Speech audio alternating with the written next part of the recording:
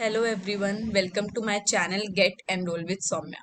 Today we will practice multiple choice questions which are of chapter 3 Fiber to Fabric. So let's start. आज से मैंने Telegram channel की link provide की हुई है डिस्क्रिप्शन बॉक्स में, वहां पर आपको मेरे कंटेंट की पीडीएफ भी मिलेंगी। तो मैंने आज चैप्टर 3 की क्विज की भी पीडीएफ वहां डाल दी है और साथ ही साथ कंटेंट की जो कंसेप्ट मैंने कल पढ़ाया था उस क्लास की भी पीडीएफ मैंने अपलोड कर दी है।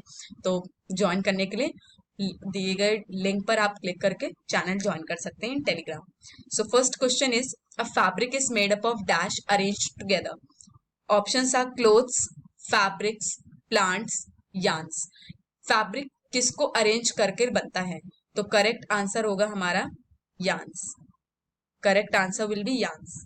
तागों को अरेंज करके ही हम पूरा फैब्रिक, पूरा कपड़े का को बनाकर तैयार करते हैं। Next question, the thin strands of thread that we see are made up of still thinner strands called dash.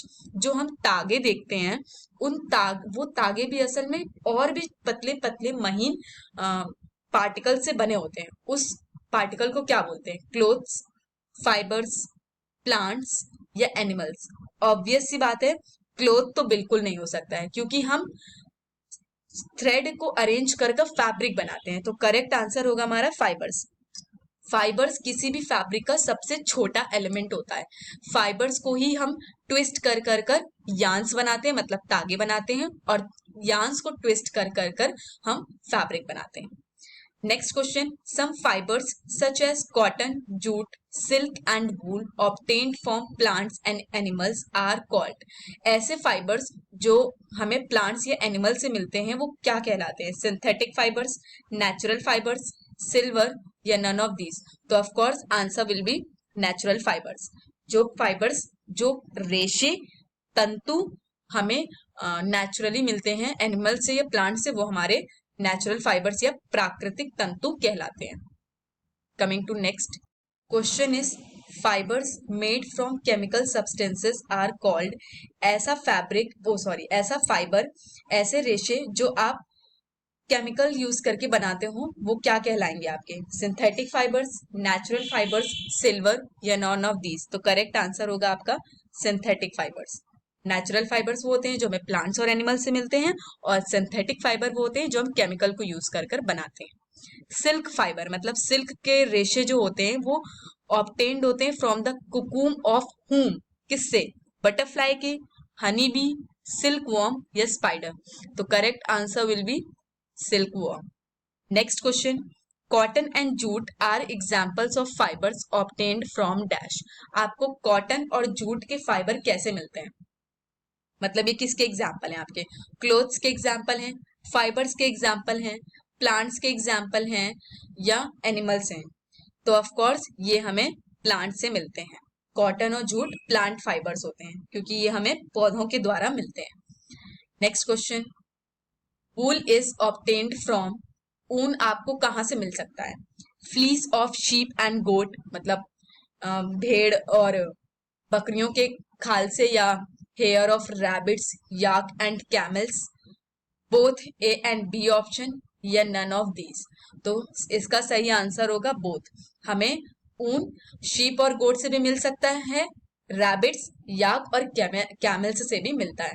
याक आपके ठंडी जगह में पाए जाते हैं और इनकी स्किन पे भी बहुत सारे बाल होते हैं और इनको यूज करके हम वूल ऑब्टेन करते हैं, पाते हैं। There are dash types of fibres. कितने टाइप के आपके फाइबर्स होते हैं? 1, 2, 3 या 4? तो इसका करेक्ट आंसर होगा 2। Cloth materials are natural and dash cotton, jute, wool या मैनमेड? तो अभी हमने जस्ट पढ़ा कि फाइबर्स दो टाइप के होते हैं। तो एक तो आपका हो गया नेचुरल और सेकंड हो गया आपका मैनमेड, और मैनमेड को ही हम सिंथेटिक फाइबर्स के नाम से भी जानते हैं। Coming to next, which type of climate is required by cotton plants to grow? अगर आप चाहते हैं कि कॉटन का मतलब समझते ही होंगे सूती या कपास, तो कपास को ग्रो करने के लिए आपको किस तरह का क्लाइमेट चाहिए होता है? ठंडा, गर्म, रेनी मतलब बरसात का समय, या इनमें से कोई भी नहीं?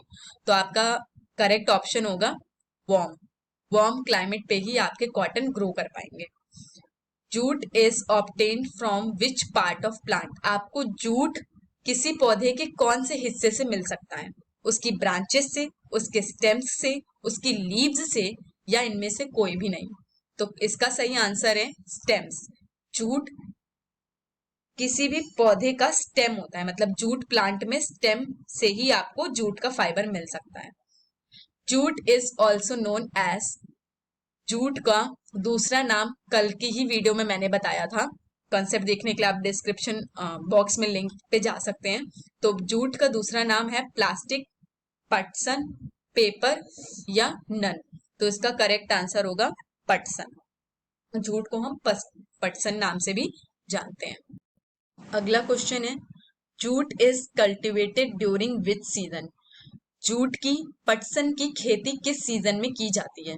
विंटर, रेनी, समर या ऑटम? तो इसका करेक्ट आंसर होगा रेनी सीजन। रेनी सीजन में ही आप जूट की खेती कर सकते हैं। अगला क्वेश्चन है, where jute is grown in India, India में आपको जूट कहाँ ग्रो किया हुआ मिल सकता है? बिहार में, वेस्ट बंगाल, असम या ऑल ऑफ दीज? तो इसका सही आंसर होगा ऑल ऑफ दीज। इन सारी ही जगह आपको जूट ग्रो करना पॉसिबल है। तो आपको यहाँ पे जूट मिल सकते हैं इंडिया के इन पार्ट्स में, Bihar, West Bengal and Assam. Next, from which part of plant cotton fibre is obtain, बोला जा रहा है किसी भी प्लांट के कौन से पार्ट से आप कॉटन फाइबर ऑब्टेन कर सकते हैं। किसी भी प्लांट का सेंस है सिर्फ कॉटन प्लांट ही, तो कॉटन प्लांट के किस पार्ट से आप फाइबर ऑब्टेन कर सकते हैं, पा सकते हैं? कॉटन प्लांट की ब्रांचेस से, उसकी स्टेम्स से, या सीड से, या इन सभी से? तो इसका करेक्ट आंसर होगा सीड से। जूट आपको स्टेम से मिलता है, जूट फाइबर आपको स्टेम से मिलता है और कॉटन फाइबर आपको सीड्स से मिलता है। तो ये चीज याद रखिएगा। Okay, next, soil needed for cultivation of cotton, cotton की खेती करने के लिए, कपास की खेती करने के लिए आपको किस तरह की सॉइल की रिक्वायरमेंट होती है, नीड होती है? Red soil, alluvial soil, black soil या लोमी सॉइल? तो आपका सही आंसर होगा इसमें ब्लैक सॉइल। ब्लैक सॉइल आपको कॉटन की खेती करने के लिए सुटेबल मिलेगा। नेक्स्ट क्वेश्चन है, in which way cotton is picked from plants, जब आप प्लांट से, पौधे से आप कॉटन फाइबर्स को अलग करते हो तो आप किस तरीके से अलग करते हो? हैंड्स के थ्रू, मशीन के थ्रू, चरखा के से, या एक इंस्ट्रूमेंट होता है टकली, टकली से? तो इसका सही आंसर है आप हैंड, हाथों के द्वारा आप कॉटन को अलग करते हैं उसके प्लांट्स से। Next question, process of separating cotton fibres from seeds, इस प्रोसेस को क्या कहते हैं, इस प्रक्रिया को क्या कहते हैं जब आप कॉटन फाइबर को सीड्स से अलग कर रहे होते हैं? जस्ट अभी हमने लास्ट स्लाइड में डिस्कस किया था कि आपको कॉटन कहाँ से मिलेगा, सीड्स से मिलेगा, बीज से मिलता है। तो बोला जा रहा है इस प्रोसेस को हम क्या कहते हैं जब हम सीड्स को अलग करते हैं कॉटन फाइबर से? तो इस प्रोसेस को बोला जाता है गिनिंग, स्पिनिंग, वीविंग या निटिंग? तो इसका करेक्ट आंसर होगा गिनिंग। गिनिंग मतलब होता है कॉम्ब करके, कंघी के तरीके से हम करते हैं इस प्रोसेस को, कंघी करके एक तरह से सीड्स को और कॉटन फाइबर्स को अलग करते हैं। Last question is, jute is harvested eight which stage, harvested का मतलब होता है काटना, तो जूट को आप किस स्टेज पर आकर काटते हैं? कब आपको लगता है कि, किस स्टेज पे आपको लगता है कि अब जूट तैयार है काटने के लिए? गिनिंग, स्पिनिंग, वीविंग या फ्लावरिंग? तो correct answer will B flowering. जब जूट के प्लांट में फ्लावर्स आ जाते हैं तो इसका मतलब अब जूट का प्लांट काटने के लिए बिल्कुल रेडी है। तो आज के लिए सिर्फ इतना ही। Please do like, share and subscribe and keep supporting. और मैं पहले ही मेंशन कर चुकी हूँ कि in description box I will provide the link of the Telegram channel, वहां पर आपको PDF मिल सकती है इस पूरी PPT की। That's all, thank you.